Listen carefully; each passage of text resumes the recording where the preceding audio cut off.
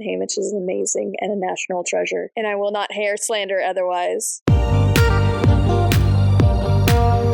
Hey, thank you for joining the Escape With Me Book Club. Escape with me, Sam Reiner. And me, Danielle. Into our most recent read. Come with us as we evade reality and go into detail about a new book. We'll be covering the book from beginning to end, so there will be spoilers. Today we're going back to Panem, published March 18th, 2025. Isn't that like 5 years after Songbirds? Crazy. Sunrise on the Reaping is another prequel to the Hunger Games trilogy, this time looking at the second quarter quell and Haymitch's victory. A main character in the original series, what actually happened at the 50th Hunger Games that set him on his trajectory? And what did the Capitol manage to hide from history? Dun dun dun.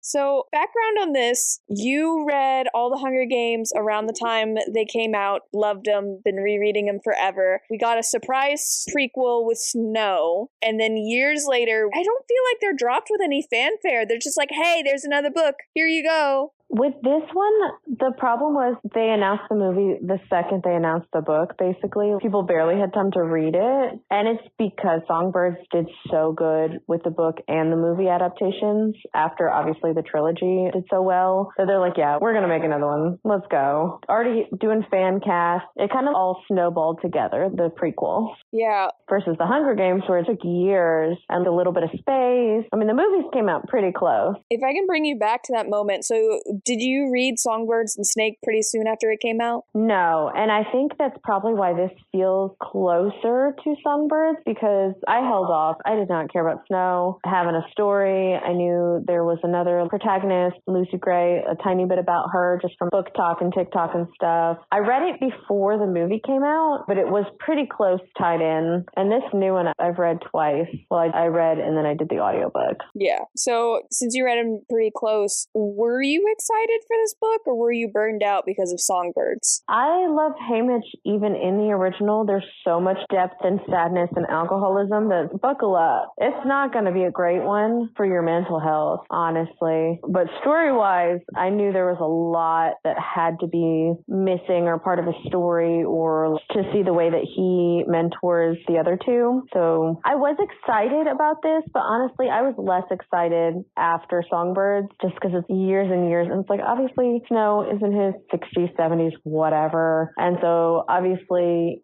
he's bad the whole time, but having him be kind of a love interest, young, hot, according to the movies, obviously. I don't know. It was a lot. Then instantly basically feel like I get this book, which is heavy because it's actually another character in the Hunger Games participating as a tribute versus Snow from the sidelines and Lucy Gray, but she was cheating the whole time with his help or just her own skills and everything like that. But you didn't really feel like you were in there because it wasn't first person with Lucy Gray. Yeah, and you missed so much because they didn't have cameras, and so they're like, well, I guess this is what happened, or they would just walk away because they're like, oh, I guess everyone's asleep, nothing's happening. Yeah. Which I wonder why people didn't watch. Goodness.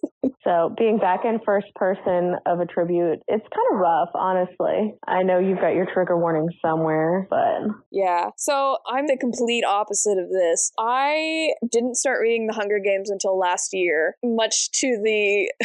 I can't call it patience because you weren't very patient about it, but much to the long suffering. I would reread them almost every year, more or less, if I had the time or the audiobook or whatever. And every single time I'm like, wow, Sam still hasn't read this. She don't have a good read. She's not caring about this. Wow, crazy. So I finally started reading it because you were like, you know what? Screw you. We're doing it for the podcast, so you have to do it. I mean, if you did the Ugly series, which is terrible, it's great, but it's bad. You have to have this. A little surprised it took you so long, honestly, but... Wear you down slowly. I didn't even know what this book was about. I didn't really know what any of them were about. I kind of understood the Snow thing that came into consciousness, but I had no idea what this one was about, and I don't remember which episode it was, but we weren't recording yet. It was either before or after an episode, and I was like, yeah, well, at least we know we don't need Haymitch's story because we got a summary of it in one of the books, and you were like, Sam, this is literally what this book is. That's what's coming up.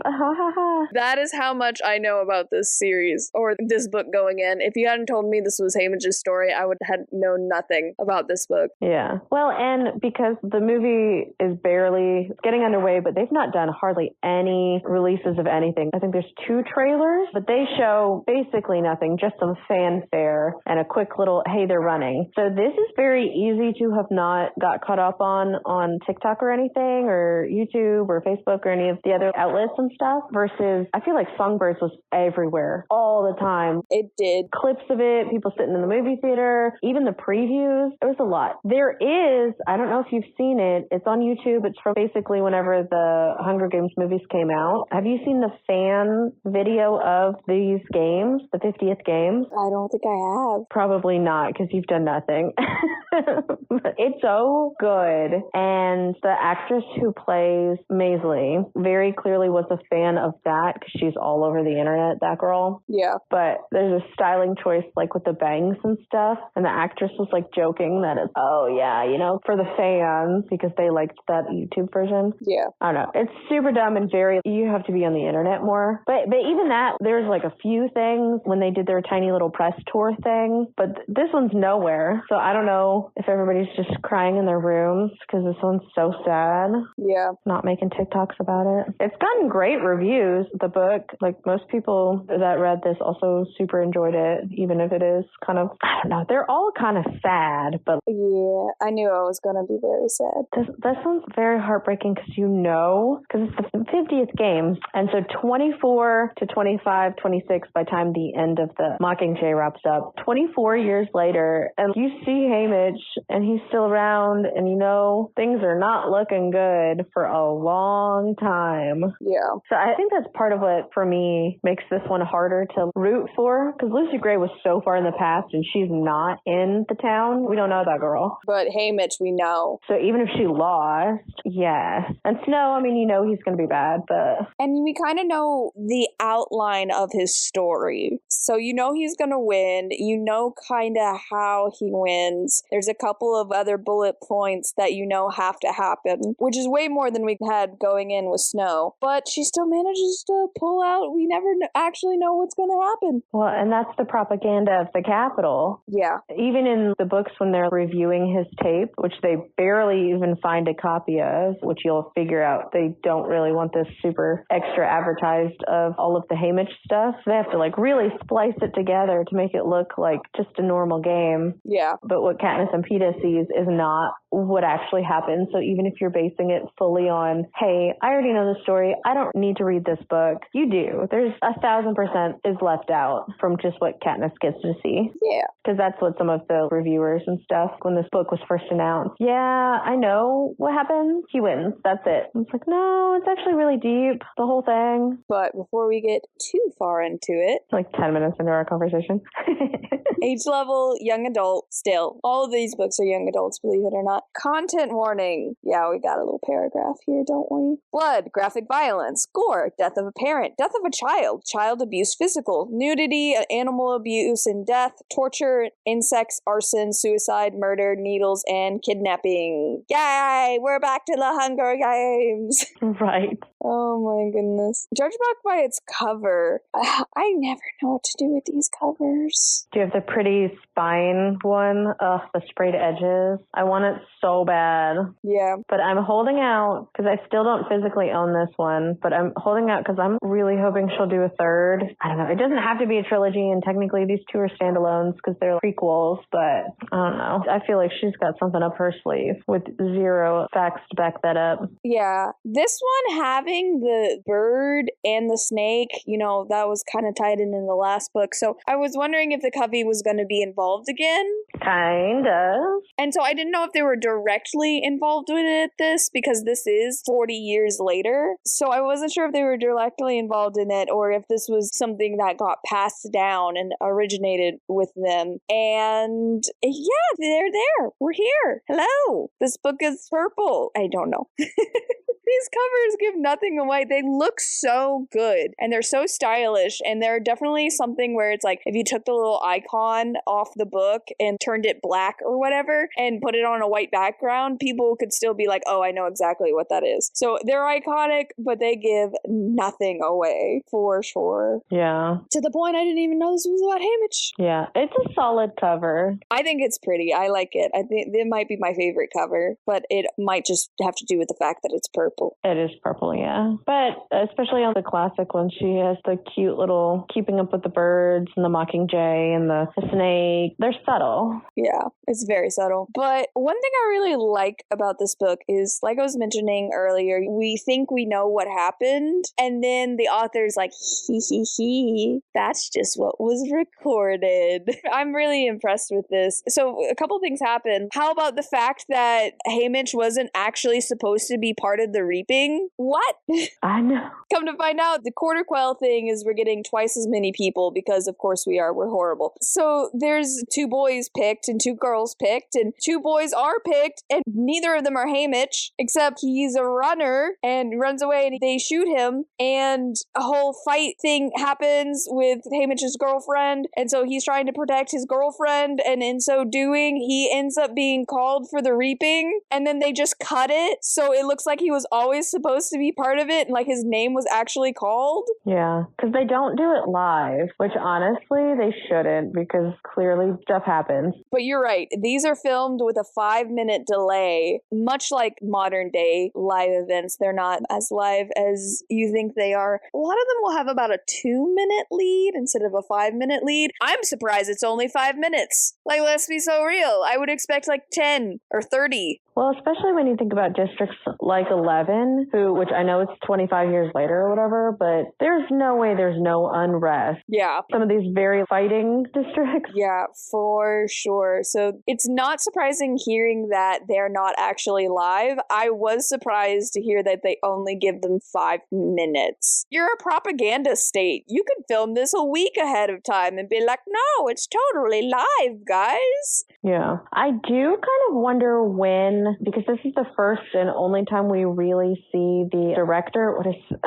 I cannot remember all their stupid names, but the one who's a game maker resetting the scene, the cameraman guy. The guy that eventually is the game maker in the second book. Is that who you're talking about? Heavensby. Yeah. He's the camera guy, which is how they meet. Yeah, their names are so dumb. I can never remember what it is. But you see him on the ground, but by the time you get around to like Katniss's, they don't have anybody there. I mean, they might be way behind the scene and Katniss doesn't understand, doesn't see, but it's very self-run, district-run kind of thing. Because you know somebody would be jumping out if, hey, she volunteers as tribute, zooming in on cameras, when they have the camera crew and Mockingjay follow her. Yeah, they were part of it. So it's weird that for the 50th, they have somebody hanging out in 12 starting with this, and then at some point over the next 20 years, they lose this aspect. I don't know. It's just interesting to think about the changes between different games. What happens? Yeah. Is it because there would be too much footage, or somebody else could control the narrative if they're not capital? Yeah, I bet there's less control. I'm wondering if they just got more professional as time went on. Because, I mean, the vibes you get from the 10th one is,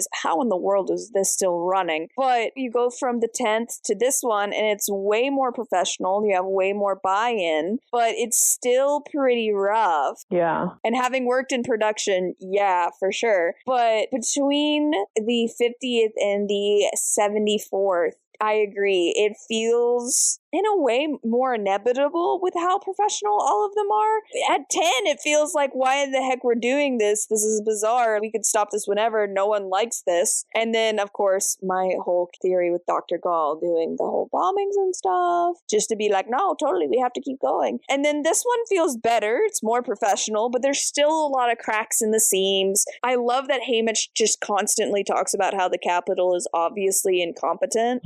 Their designer is an idiot. The whole carriage race, complete kerfuffle. One of the champions ends up freaking dead because of it, or one of the tributes ends up dead because of it. All of it is dumb and stupid, and the bodyguards talk to them more. The guards are more a part of it, posturing and stuff. By the time Katniss comes along, no one talks to her. Everyone is highly professional and polished, and so I agree. I like reading these books just because I like seeing how it developed over time. Honestly, I'd read 70 of these books. Every single one. Come on, Suzanne Collins, you can do it. We want the first one. That might be too big an ask, but... See, that one I think would be so bad. Because the 10th one already is so rough. Oh, it would be so rough, but I feel like most of the book would be about designing it and how they actually managed to make it happen versus like what actually the Hunger Games was. Because in the beginning, they would just shovel all these kids in, not feed them for 3 days, and then let them loose in a tournament. They drop dead before they even get there. Yeah. So,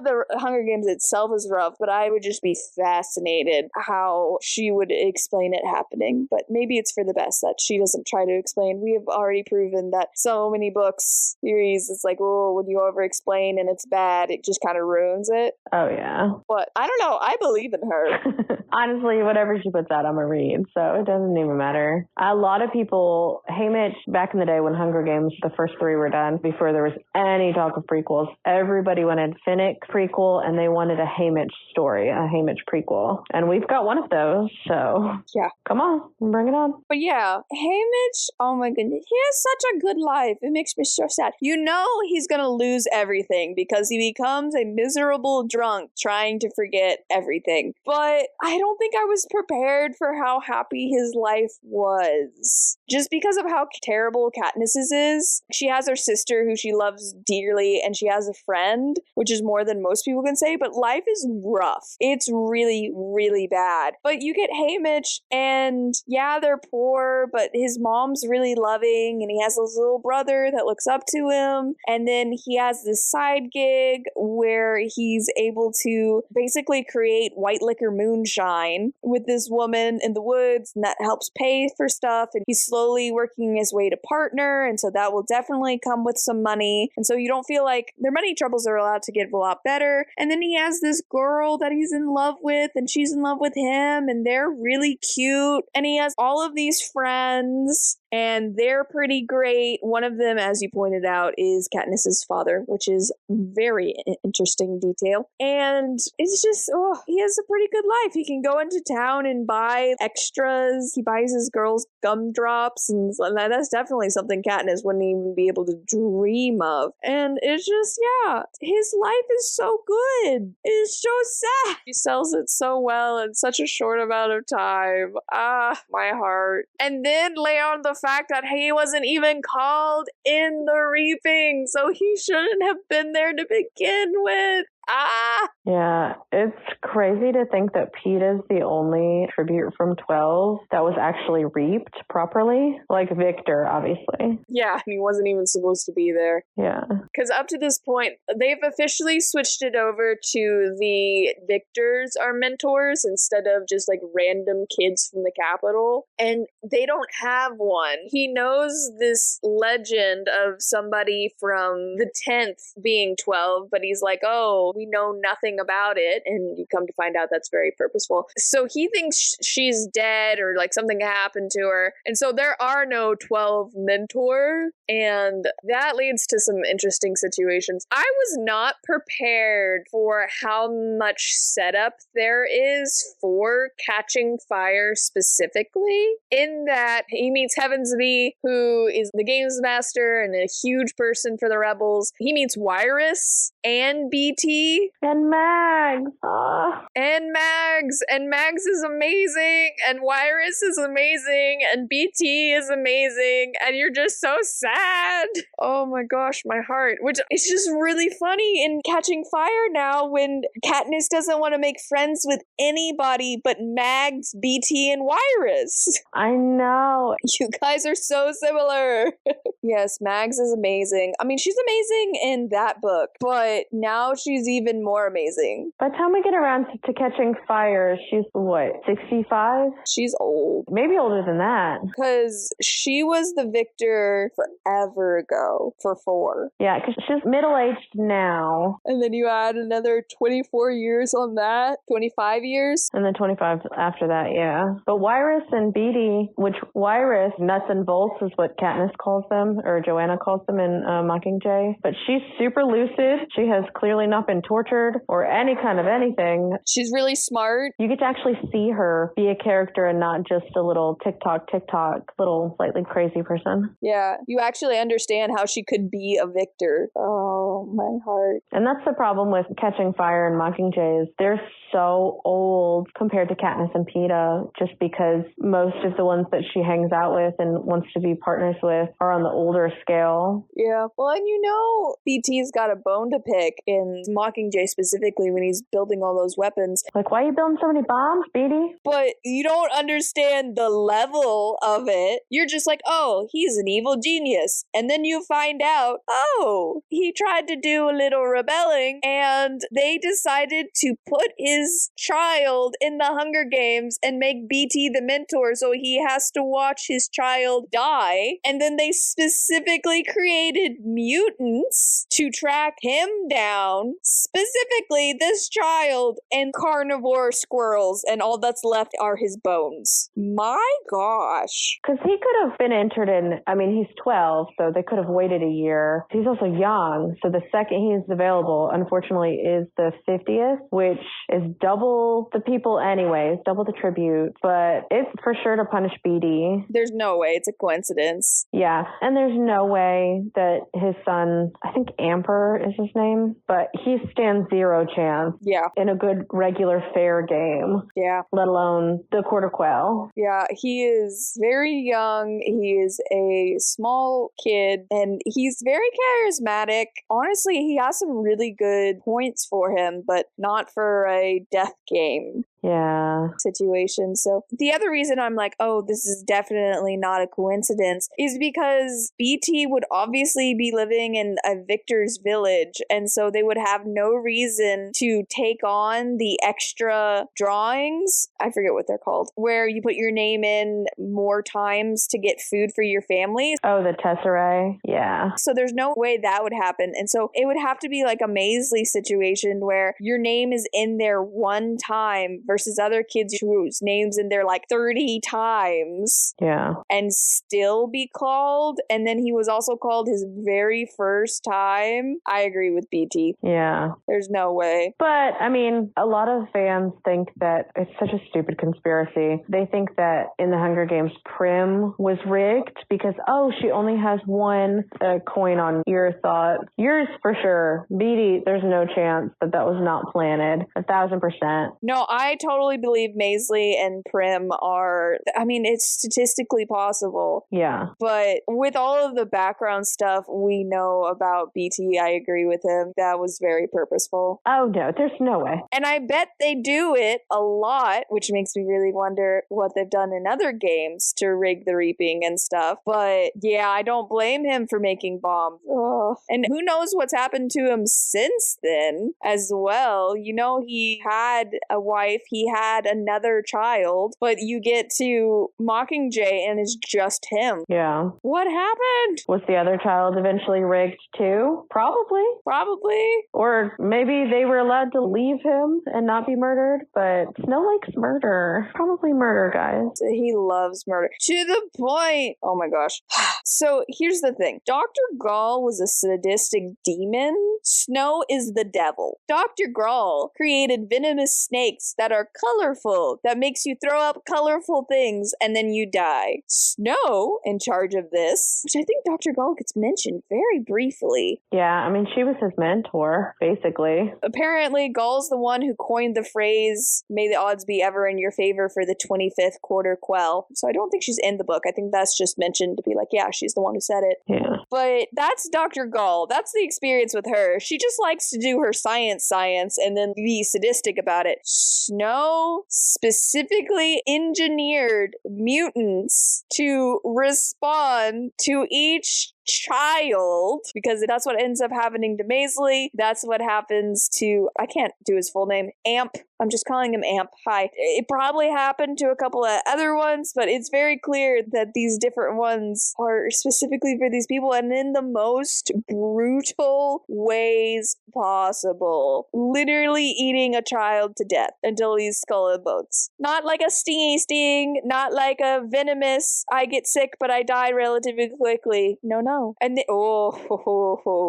biggest thing. They're doing the chariot race.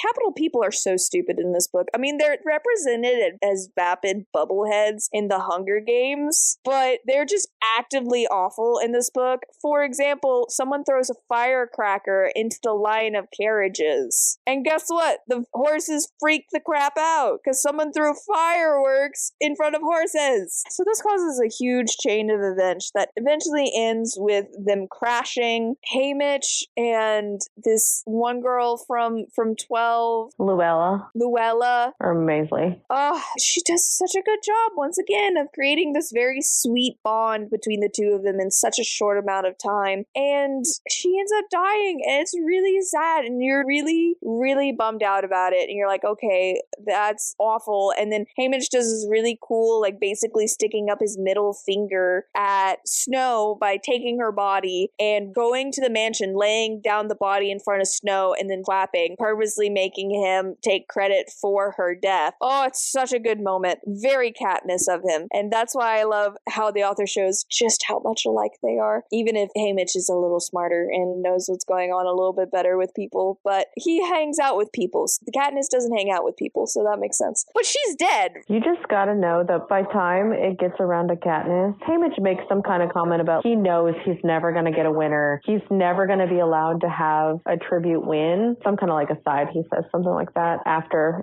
these games. But you know Snow is kicking himself whenever he lets Seneca Crane, the game maker person, let the two of them win. Because not only does one 12 victor win, but magically two of them win. There's no way that either of them were supposed to be leaving that arena. Oh, for sure. After all the stuff Haymitch pulled. And 12, his already hatred. Because it's 40 years between the first victor and the second victor from 12. Because he hated Lucy Gray and 12 so much. Yeah. I mean, also statistically, they were not always great fighters, but you didn't have a chance fluke random person win until now. It's a lot. Yeah, and especially Snow is so heavily involved in the games. It's kind of insane. You definitely know he knows everybody. But so Luella's dead, right? Yes. She's dead. Like, she's gone, dead. Later on, the Haymitch gets summoned to the Heavens Bee's manor because Snow wants to speak with him. And you know that going in. This man shows up out of the blue to Haymitch. The Heavens Bee knows he's there, but he comes in the most dramatic way possible. And he's super pale and flushed, and I'm like, oh my gosh, is he dying? And he's throwing up blood, which is what he does in book 3 when he's just about to die. And I'm like, is this dude been kept on life support for 25 years somehow? No. You come to find out he just came from a party where the guy who was in charge of the procession ate food that was poisoned and died, and Snow definitely ate from that same platter, probably because it's gotten to the point that everyone knows if Snow's around and there's food, don't eat it. And so Snow ate the food to give him a sense of security, and then he comes here and he throws it up and drinks the antidote. My goodness. What? That is so freaking insane. Well, I think it's in Catching Fire, but whenever Katniss and Snow have that conversation together, he basically admits he's been poisoned for years. Oh, yeah. Or maybe it's when they're in the flower house or something. But it's like, dang, for at least 24 years you've been being poisoned. At least. Yeah. It's such a regular occurrence because they want you dead. That's like living on spite. So that's crazy enough. This man needs some deep help, but oh goodness. This was probably the hardest part of the book for me. I mean, there's a lot of hard parts, but this part specifically, a lot of the stuff is calculated and cruel and just unusual punishment. But this is why I call him the devil. He found a girl in 11, and I'm not 100% sure on this. Either looks a lot like Luella, but I think it's implied that they did surgery on her face so she would look like Luella, tortured her to brainwash her into being like, I'm Luella, and not remembering any of her past, and then made Haymitch and the rest of the team pretend that she's actually Luella for the cameras. Yeah. or they would die in a painful death, because he was listening to a conversation they had where they said if they died, they want to do it with dignity and quickly so their family doesn't have to suffer. What? I'll have to go back and look. I don't know if, I can't remember who says it in Hunger Games. I think it's Katniss. But they make some kind of comment about, oh, it's too late to replace me. What are they going to do? Because they're scores or something. They act out. They're like, what are they going to do? They can't replace me. And it's this author. Were you rereading Hunger Games and read that line and you were like, ooh. Yeah. There's my next plot. Literally, she just takes all the what ifs and the things she wrote herself, obviously, and just is like, yeah, let me just play on that. Let me really dig the knife in with that thought experiment. If you told me these books were written in chronological order, I would believe you. It's the level. Yeah. Next time I do a reread, I am going to do them in order of events versus what they were released as. So it will be kind of interesting to see how much is pre-foreshadowed from after what was already written. She stays on it. There's no, I mean, I'm sure there's maybe one somewhere. There aren't plot holes. There aren't inconsistencies across 5 books. And it's like, yes, things change. They have different narrators. You don't get the full picture of everybody from everybody. But I would love to live in her brain. This author is a crazy person, and I'd love to see her storyboards. I bet it's books and books of just all of the information written somewhere, or like a giant crazy cork board. Because it really is the level of detail and interplay that she does with her books that, I mean, I've read plenty of books where it's like, oh, here's the book, and then here's a prequel, and she's on another level. I don't think I was prepared. You tried to, not even warn me, but you tried to tell me. You were like, this woman is on another level, and I just could not comprehend it. And the consistency for me is really just chef's kiss, because it's hard, especially when you're creating all these extra characters. You're making one of them who's in his 40s, 50s by the time, how old is he in? I don't know. We did the math one time. Well, he's 16 here. Plus 24. So 40? Yeah, exactly 40. Okay. So how is a 40-year-old man, hardened and jaded and whatever, and yet still the exact same cunning little scrappy teenager? I don't know. You can see character growth by the end of Mockingjay, obviously, and he does change between the two, but he feels like Haymitch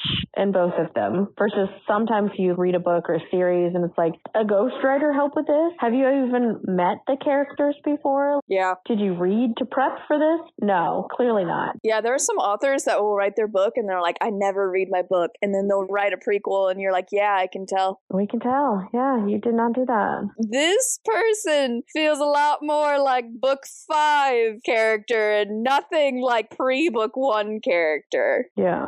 That is not the case here. Oh my goodness. I do love, so he calls Luella Lulu because he's like, the real Luella would never be called Lulu. That is just not her personality. And since this is basically a stranger, but we got to call her something. But it's such a cute, charming little nickname for just a sweet little baby innocent girl that should not be in these games. None of them should have been, but she's a replacement, just like Haymitch is a replacement. The 2 people who should not be in this, 1,000% more than other people. And so he's trying to look out for her a little bit. We've got Maisie, who we know a tiny bit from. Katniss's mom's friend was in the Hunger Games, and that's who Maisie is. And obviously, you know she doesn't win. She dies, and it makes her twin sister go crazy. And then that's Madge's mom. But that's how Katniss gets the pin for her hometown token. Yeah. So even if Haymitch was going to check out on this new batch of kids, I feel like it's extra gut punchy. Yeah. Because of who Katniss is, to the plot of, okay, not only does she have her actual dad was one of his friends, because it's not explicitly clear that that's very clearly Katniss's parents, but it's very clear that that's who those are, because he's in Aberdeen. So Burdock they're not named in the Hunger Games trilogy is the thing officially. Do they ever give Katniss's mom's name in the Hunger Games trilogy? No. In this one, she does get a name, and the dad does. Yeah. I didn't catch that. I didn't realize, oh, that's her mom when we were first introduced to her. But we get the dude's last name, and I'm like, oh. And then at the end of the book, he's like, oh, and I had a daughter. And you're like, oh, Okay. Yeah. That's crazy. There's not that many people in town. The other friend may or may not be Gail's dad, but that's less clear because his last name's not given. But the town girl who gets with the Everdeen boy, that's her parents. So it's crazy to see his mom before everything went down. Like, she was a normal kid with high hopes and dreams who had a love of someone. And because they were like, oh my goodness, why would a townsperson ever marry someone from the scene? But it was not as bad as it was in 25. Because like I said, Haymitch was still able to buy a little extra here and there and go to the apothecary and go to the candy store and stuff, where PETA had to burn some bread so Katniss could have food, period. So it was a little bit different. But you see how it could have happened and how cute they were. And it's just, it's so good. It's so well done. Have I gotten that across yet? I'm mystified. It's amazing. Well, and for me, because Joanna had said something and Haymitch had kind of said something similar about if you have nobody left, then Snow has to leave you alone kind of thing. You know that his girlfriend's going to die. Yeah. But at the end, it's still, oh no, twisting the little knife in my heart, my poor baby heart. I can't handle. I didn't know if she was going to die, and I definitely didn't know she was going to die in that specific way. All we know going into this is everything was taken from him. Yeah. And so I definitely expected his mom and brother to die, but I was wondering if it was going to be in the end when Snow's like, have your homecoming or whatever, if he was going to be made out to be this such a villain that maybe she leaves, or maybe he comes back to find that she's been doing protest stuff, or they never released her from prison and she was hanged, and so maybe that is dying. But that was open for me. Yeah. I mean, and another possibility would have been he got back and he pushed them away. Because Joanna is very clear her family is dead. She has nobody. But Haymitch's in the book, the original 3, is less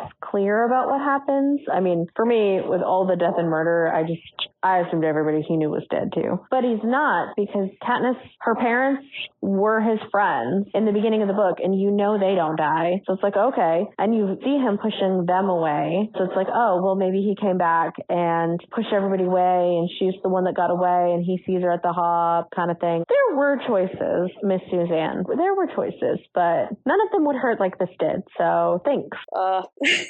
So much emotions. I can't even talk about the facts, the line by lines. I just want to talk about the emotions and process what I've been through. This one is a little bit interesting. I feel like up to this point, she's had kind of a structure of part 1 is before the Hunger Games, part 2 is the Hunger Games, and then part 3 is after the Hunger Games. The exception to this being Catching Fire, because obviously that ends at the end of the Hunger Games. But this one is before the Hunger Games, and then part of 2 is before the Hunger Games, then there's some Hunger Games, and then part 3 starts with the Hunger Games, and then the end of 3 is back at 12. So not nearly as much Hunger Games as I was expecting, but that being said, all of it's good. I do say, game-wise, I liked Katniss's games, both of hers that she was in, more because it felt like, hey, it's survival, we're doing the games. This is a lot of strategy and behind the scenes and hiding. Well, yeah, because you come to find out Haymitch bombs the Hunger Games? What? Haymitch, you never thought of bringing that up? Of course he didn't ever think of bringing it up. At the end, he just so fully falls into this Capitol version, because obviously the Capitol cuts the Hunger Games to edit it. And he just seems like this selfish prick the way they edit it. And so he's just like, yeah, I guess that's me now. And so he falls down the hole so much. The only time it probably would have made sense for him to do this would be in Mockingjay, when she's pretty much caught up on game, because it's a little bit funny. So one of your complaints about this book is Haymitch has way too much idea of what's going on versus Katniss, who you're kind of discovering it at the same time as her. Yeah. Because specifically Haymitch is like, if you knew stuff, you would mess it up. Yeah, and he did. And they're very similar. So he's like, nah, I already did it, and I know you. I can very clearly see how your brain is working all this out. Nothing. Yeah. So so BT has a plot to bomb the Hunger Games, and it's like this water tank that they need to take out. And so it's him, Amp, and BT kind of working together, and he does manage to do it. He manages to bomb the thing, and what it's supposed to do is flood this supercomputer and completely break down the stage, but that doesn't end up happening. It's glitching in areas, but it's still going on. You come to find out there's still a working force field. All this important stuff is still working. And that was just such a crazy ad in the middle of the book to be like, oh yeah, Hamish bombs a water tank and it does some glitchy stuff, but it doesn't do anything. Wow, I did not know that going into this book. See, this is what I mean by the author being like, you think you know what happened? You know nothing. That's just what they wanted you to see.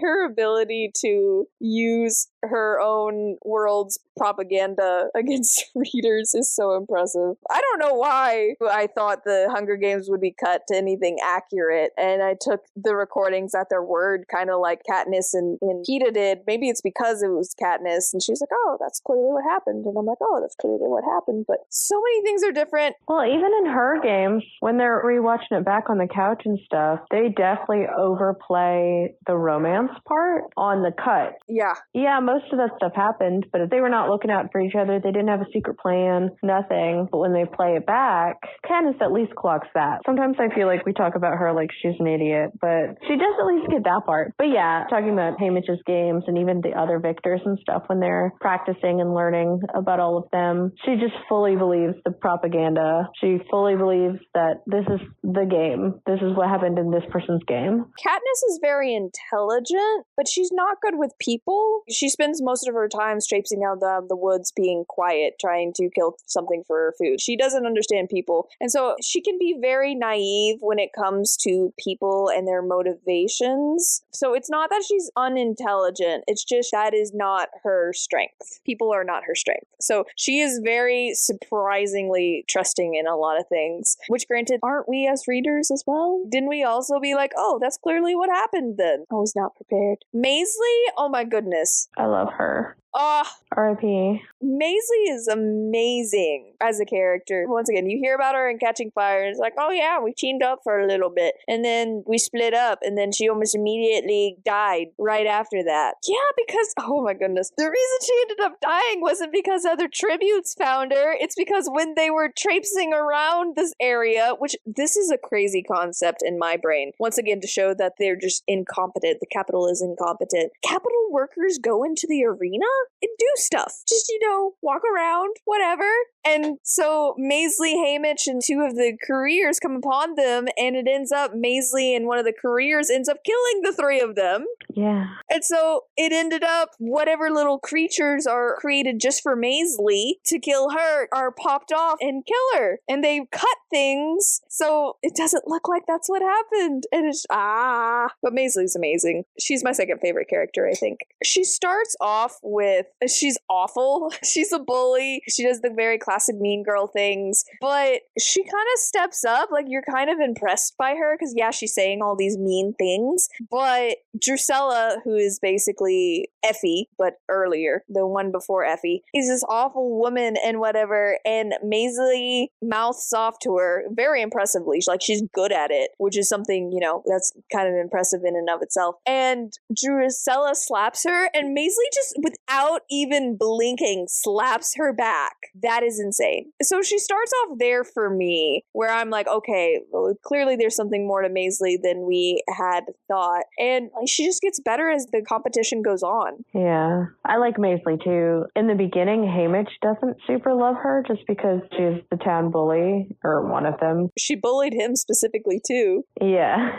And so you see him slowly get respect for her against the capital people, and that's his number one ally. And he makes a couple other ones, and they do this whole, hey, we're not career pack, and really trying to stick together with all the underdogs. But he specifically even tells Katniss that he didn't want to have to be the one to kill her. So it's like there's only so far an ally can go. But it's just hard for me, which twins in literature are always get me. But the fact that you know that her sister goes crazy and needs morphling and is unwell as the mayor's wife. And it's that deep bond. And then at the funeral, because they go back to 12 at the end, Haymitch and all the caskets, and he looks up and he sees Maisley, but it's not. It's Marilee. It's the twin. Oh my gosh, yeah. Oh, it's such a hard moment. This is just a very emotional, it's so gut-wrenching, and everything he loves and everybody he loves is taken away from him. Yep, this whole book is just taking your heart and destroying it. You thought you were prepared. You thought you had your walls up. You're like, I've been through Hunger Games. I've been through the first prequel, you know, what else you got? And then she just so much more. Yeah. I have so much more. I mean, honestly, the Songbirds one did not make me sad at all. It made me a little angry, obviously, but a little sad because it's not great. It's the Hunger Games. Children are getting murdered, obviously, but then you get to this one and it's just so gut-wrenching. And it's little things. So many times. A ton of little moments. And then Haymitch at the very beginning makes some kind of comment about like, oh, there's 50 of us here, or I'm never going to remember anybody's names or make allies or any of that kind of stuff. And then you get to the epilogue after Mockingjay in this book, and he has every single one of their names and details and pictures that he can remember to get them drawn in there by PETA. And he does. He carries every single tribute with him and all the ones that he loses as a mentor. And it's just, oh my God, you should be drinking more, actually. How are you? Haymitch. How?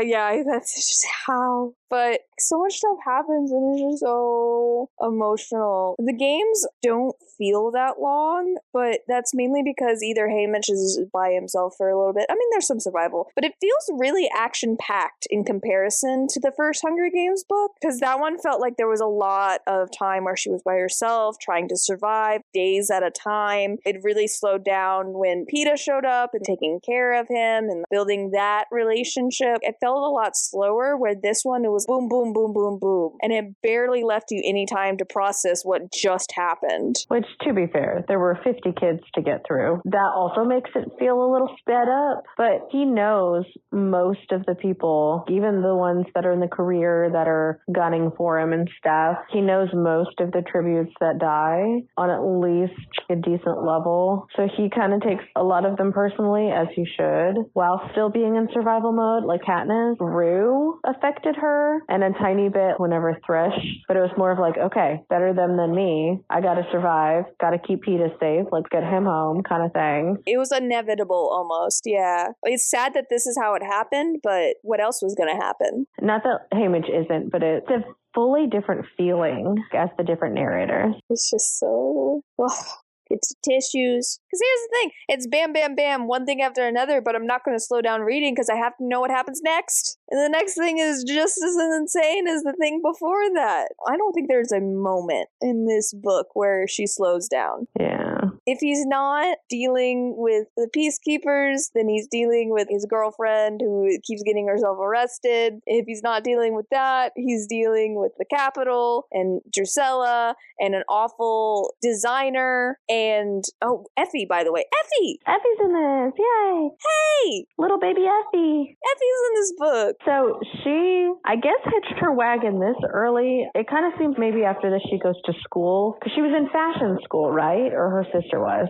So her sister was definitely in fashion school. I don't know if Effie specifically was. Here's the thing. Okay, maybe it was the sister. One of them was. So her sister definitely is, because she has to do the makeup for them to get her grade. But Effie is this older sister to this university school makeup artist. And the way she's introduced is, you know, she's amazing at everything she does. She graduated with high marks. She can pull a party together. Everyone loves her. And she's just on this really high upward trajectory, right? You get the feeling she could do whatever she wants, whatever she sets her mind to. She has the opportunity to become anything. But in saving her little sister, because the designer's crap, she comes in with clothes from her great aunt and her great uncle to dress them in. And in saving District 12, I think she ends up getting Drusilla's job. And at first you're like, oh, that's a huge promotion. That's a big moment. So I can see why she would take it. But you kind of get how after, I don't know when Effie took over for Drusilla, but let's say she took over at 51. After 23 years of being stuck in Drusilla's job, to go to 12, to call the names of a bunch of kids that are going to die anyway, who you think are beneath you because they act like animals, you can understand her motivations in the Hunger Games a lot more, seeing where she could have gone with the personality she was in this book.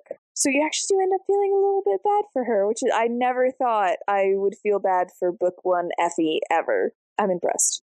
I love Effie. Yeah, you love her even more. My goodness. But if she's not dealing with the designer, dealing with Effie, dealing with Snow, dealing with Heavensby, who seems to be pro-district, but he's working for the Capitol very specifically, chummy with Snow. But then he turns around and is like, hey, Mitch, why don't you guys uprise? Why don't you like this, that, and the other thing? And Haymitch is like, I don't know if I'm supposed to trust you or not. So that's a whole thing. And then obviously at some point he learned to trust him because they work together in Catching Fire. But he's dealing with that. He's dealing with the careers. There's this one career dude that hates him a lot. So he's having to deal with that dude. He's trying to do the bombing. He's trying to stay alive after the bombing. All this stuff.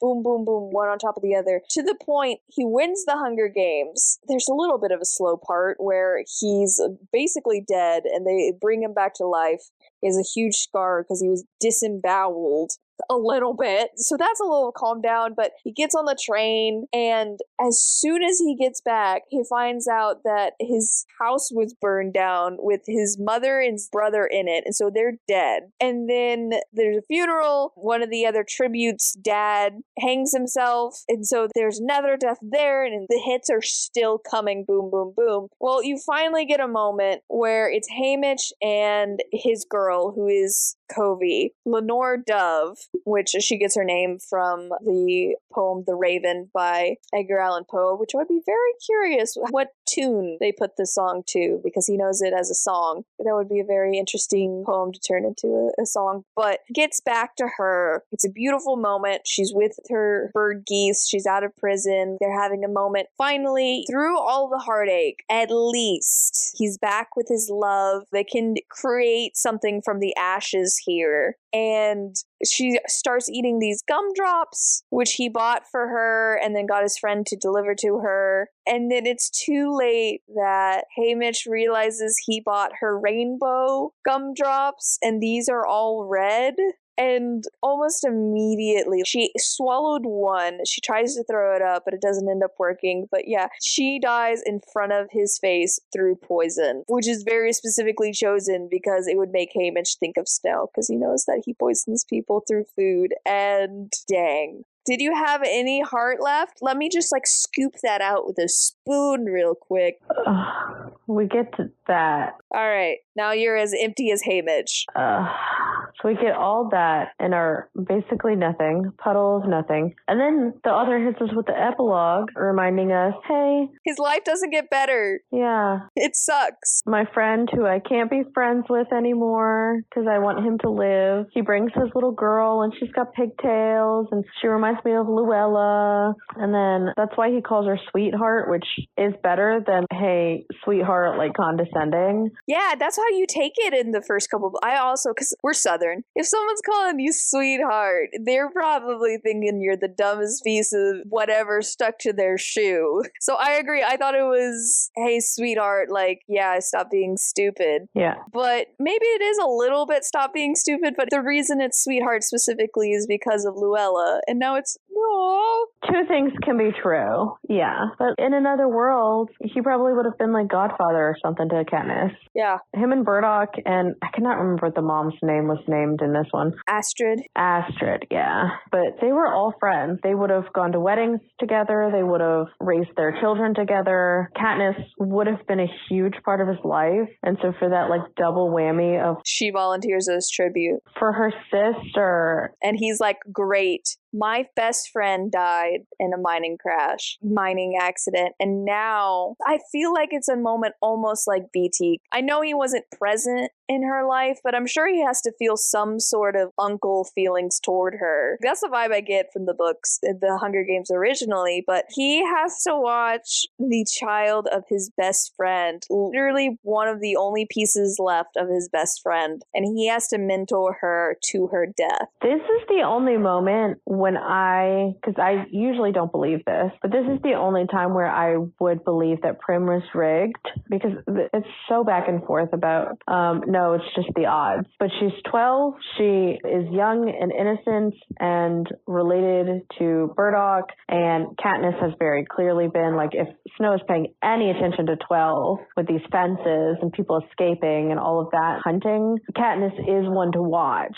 So by punishing her could also punish Haymitch, and I don't know, it's a huge conspiracy. And like I said, most of the time I do not believe it, but when I got to that epilogue, for a second I did. So here's the thing, but why Prim? Why wait for Prim? Because if you're going to do it, like, why wouldn't it be Katniss when she turned 12? Why wouldn't it be Katniss at any other time? She's the one that looks like his best friend. Prim looks like their mom, which he was kind of close with, but not nearly as close. So if that was the case, why not Katniss at 12 or 13 or 14 when all of these I need food rations have increased? That's why I'm like, why wait? Why Prim? Why not do both? Why not have Katniss at 12 and then Prim at 12? Yeah. Well, the theory is it's to punish Katniss, to make her either volunteer. What did Katniss do? For the hunting. Then why not Gale? Why Katniss specifically? Gale's doing the same thing and he has more siblings. Like I said, I don't fully believe this conspiracy. You're like, I'm not here to defend it. I'm just saying it's out there. I don't care. I'm just saying the theories are out there. I'm leaning toward with you where I'm like, that seems like a stretch. Yeah. I honestly think we just got bad luck in that case. Amber, on the other hand, fully chosen. No, but then the epilogue is also, okay, I thought I was done crying. Lenore Dove's dead. Whatever. Fine, we're moving on. But we're not. But we're not, because then we get to the epilogue. And then oh my gosh, because the epilogue doesn't stop before the Hunger Games. Ugh, do you want to tell it or do you want me to tell it? One of us is going to cry. Oh, but the title? The ending. He promised Lenore Dove sunrise on the reaping, like there would be no more reapings. He was going to see it. And then it turns out that Katniss is the one who brings it apart because of his health and stuff. And so he does finally, years and years and years later, keep his promise to his girl. And he finally shares his story with people, and Katniss buys him a bunch of geese. Yeah. And then whatever, I don't remember what the geese word is because I'm so emotional right now. They like attach to him because they imprint on him. That's what the word is. Like the other geese did with Lenore Dove. And goes into this meadow where she's always been, and he talks to her like she's physically there, and he never falls in love with anyone else. He never anything. So we're at the epilogue at the end of this book. He's nearing the end of his life because of his liver, his drinking problem. He knows that, but he's like, I'm not gonna shorten my life. I finally made my promise. My day is gonna come eventually, but he's just taking care of these geese. He's finally got a purpose again, and he's just out in the meadow talking to Lenore Dove like she's there, and it's just my heart. I can't take anymore. Oh my goodness. I still haven't processed everything in this book. There's a lot. It's so much. And it just packs a huge punch over and over and over again. I think this one could do as a standalone. I mean, obviously there's a ton that the trilogy make more impactful in this one just because you know what's coming. And yeah, if it was just like the epilogue and him talking about this random other tributes, obviously that part wouldn't be as impactful. But I don't think Ballads of Songbirds could be on its own without the rest of the trilogy at all, but I feel like this one could. Yeah. It might not hit as hard. It gives enough explanation that I don't think you would be terribly confused, because yeah, you're right. That one just throws you in. It's like, yeah, you know what this is. Here it is, but earlier. You wouldn't know who Snow is, or why any of this is important, or why he's the main character, or just a lot of stuff. I agree, would be a little confusing, because it does rely on the fact that you know who Snow is. But this one's like, nah, from the ground up, we'll tell you what everything is. It's okay. It'll be more impactful if you read the rest of them, but I agree, you could read this one as a standalone, and I don't think you'd have too much confusion or questions. Your heart won't be in your chest anymore, but it's fine. We're all fine here. I'm not crying, you're crying. Oh my gosh. General thoughts. I think this does a really good job of bridging the original prequel and the Hunger Games. The 10th one versus the 75th one, fair. Okay, that's a lot of time to pass. But it was just so different with the whole, every year we make a new thing and the city's opulent and everything's really professional. And then you go back to the 10th one and they're flying by the seat of their pants. The guy who's the announcer for the Hunger Games sucks. Yeah.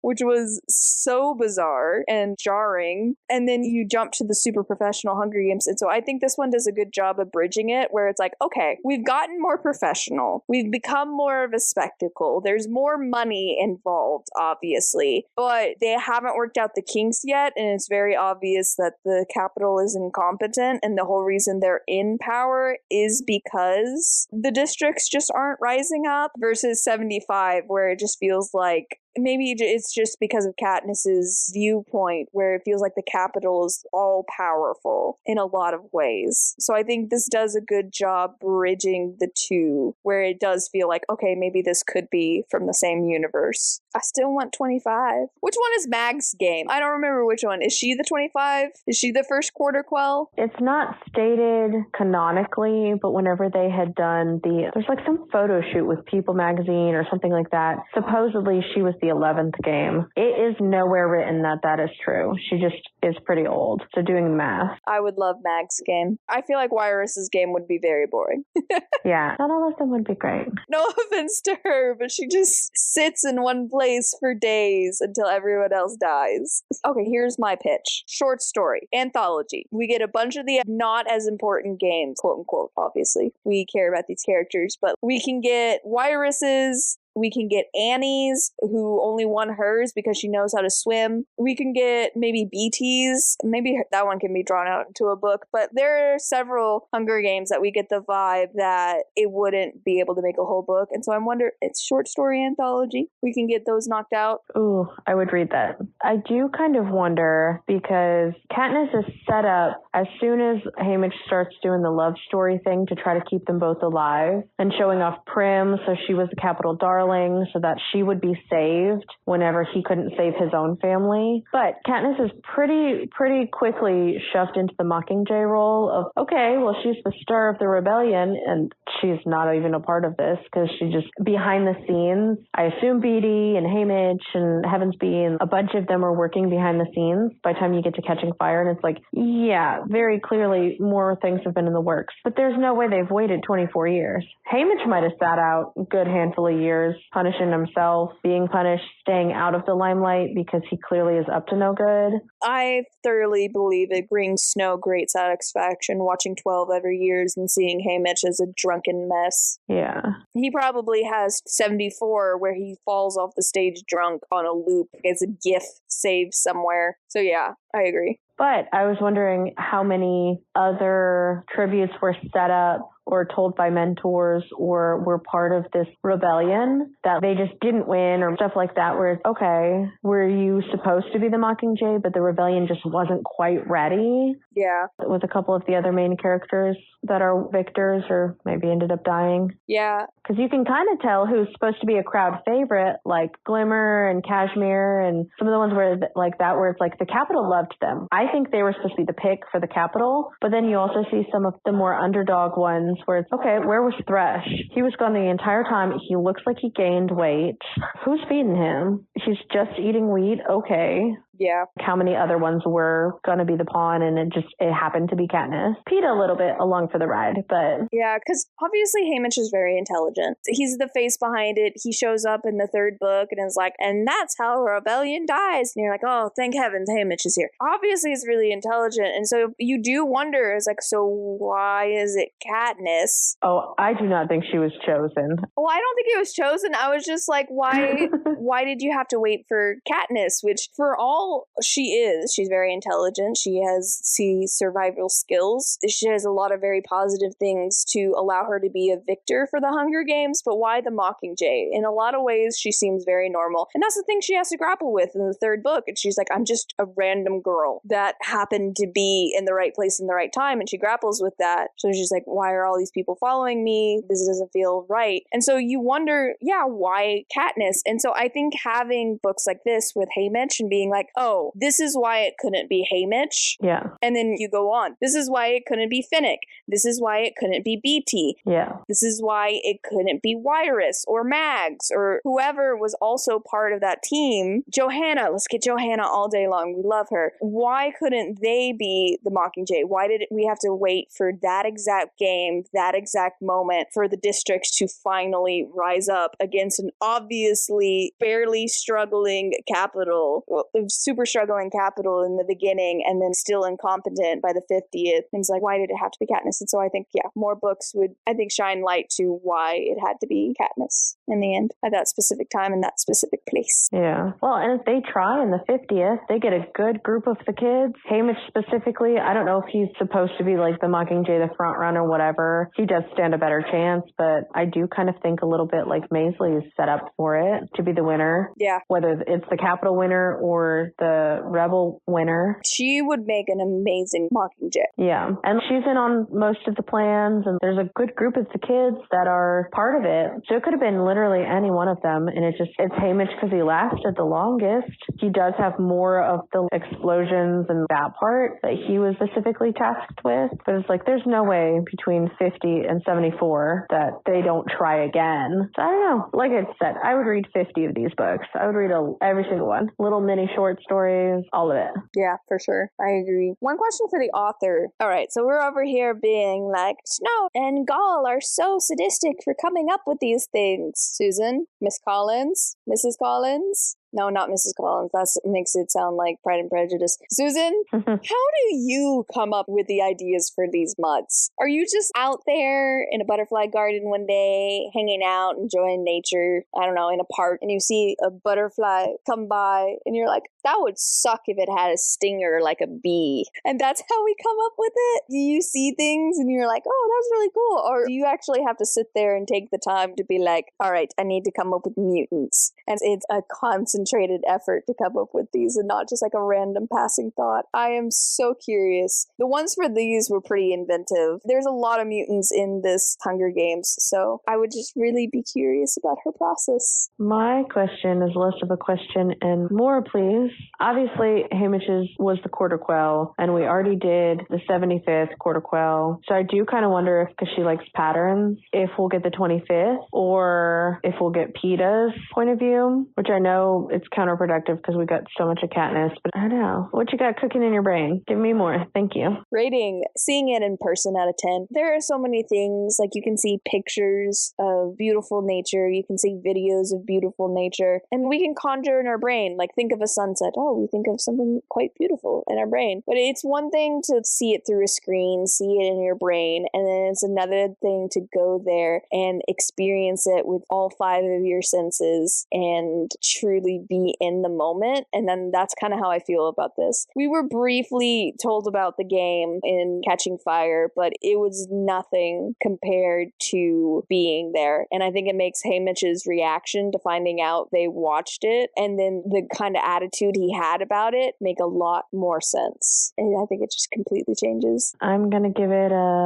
here's my therapy bill out of 10 because I'm still so sad from reading this book at the end. This is an interesting question I feel like I want to have here. So you don't like the book because of all the poetry and songs? according to your rating, correct? Yeah, it's a lot. It just keeps happening. That's funny. So your favorite part? I like it more because of all the poetry. Granted, I'm a really big Edgar Allan Poe fan. So having the Raven in there, I kept seeing lines and I was like, oh my goodness, is this the Raven? And then later on, he does the entire poem. And yeah, it's the Raven. I'm a huge Edgar Allan Poe fan. I love the gothic darkness of Southern poetry and literature and stuff. So I thought the Raven was just so inspired of a pick for her. But I just wanted to briefly mention, I think it's so funny how someone can go into a book and they both get the same stimuli and one person's like, ew, I don't like that. And then the other person has the exact same stimuli and they're like, oh my goodness, this makes it so much better. That was just a cool little observation there. You're the creative writing major here of the two of us. What?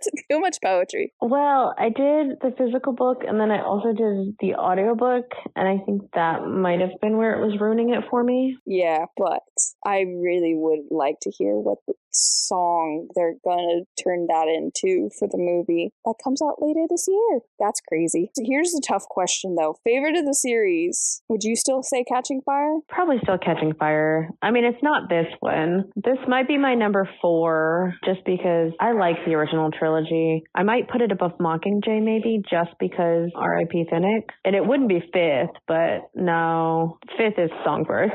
I don't care about that one. It's great for its place, but no thank you.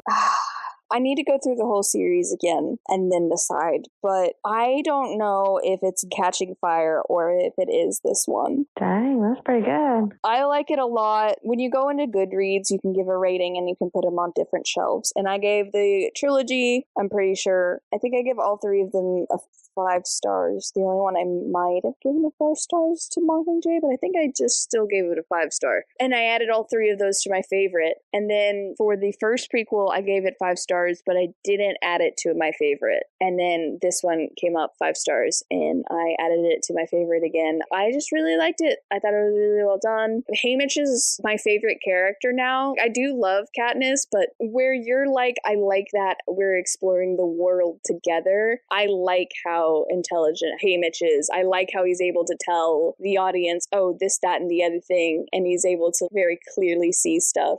It's really good. I don't know. Maisley's also amazing. Some of the other characters are amazing. You do get to see earlier Wyrus and Mags and earlier Effie, and but then there's also Finnick and later characters. I don't know. I'd have to think about it. I think I need to reread the series before I commit, but it's either this one or Catching Fire for sure. Since you've only done them once, next time you read, do you think you'll do them in order or chronological? I have no idea. I think it would be interesting to do, but then it'll feel like it's so much Katniss at the end, which is fine for me because I love her. If you do the 2 prequels first and then the trilogy. I don't know for you, if you should still do the trilogy first. You also don't read them super close together either. Here's the thing. I need time. Yeah. I need some time. Like, my heart is torn into a million shreds. I also need to watch the movies because I think that's the next thing that you're going to be annoyed at me for. Yeah. Well, the new one's about to come out. The new one's about to come out, so it's a perfect time to catch up on these. I'm definitely going to need some time, and the answer is either I'll read them in publication order again, or I'm going to go that custom route that I mentioned last episode, where I read Haymitch 1, 2, Songbirds 3. That's such a wild take, like, for me. That's so crazy. I stand by it. It works for Lunar Chronicles, and I think you read Snows, and you want him to get his comeuppance so bad, and he gets it in Mockingjay. That is a long time to wait, to be fair, yeah. I want his comeuppance to happen almost immediately. I don't want to wait 4 books for it. Well, now that I've read it, though, I could also, if I want to break your brain a little bit more, another possibility for the lineup is 1, Haymitch, 2, Songbirds, 3. You get the setup and the whatever, and then you read read this one where you see Hamish and Effie and those characters or whatever, and then you set up Wirus, Mags, BT, Heavensby, and then you immediately see them in Catching Fire right after that. I see what you're trying to do, but you're a crazy person. What do you do? Publication order? Or do you do it chronologically? Publication, but like I didn't do a full reread before this one had come out, and I'd waited so long for Songbirds. I don't know. I've not done them in chronological yet, so I feel like I have to. But yeah, I mean, usually the publication, sometimes I'll do Hunger Games by itself. We'll see. We'll see what happens. Maybe one day I'll get you to try my crazy order, see how you feel. But have you read this book? Should the next book be a prequel or a sequel? Ooh. I'm gunning for either a Mags, a Finnick. I'm thinking prequels. Or we get that short story anthology that I was talking about. I would love a prequel short story anthology, but honestly, I've never thought about a sequel. You could have another coin situation where you have to stop it from becoming like it before. So possibilities, possibilities. Do you have any book recommendations for us? Tell us all about it in the comments below. If you like the video, hit like, and if you're enjoying yourself, hit subscribe for more. Thank you for exploring Sunrise on the Reaping with us. Join us next time when we'll be covering The Silver Chair by C.S. Lewis. I'm Sam Reiner. And I'm Danielle. And we hope to see you and a friend here next time. Escape With Me Book Club is a Lunar Skulk production. Check us out on Facebook, Instagram, or TikTok to keep up to date with us. Lunar_SKULK.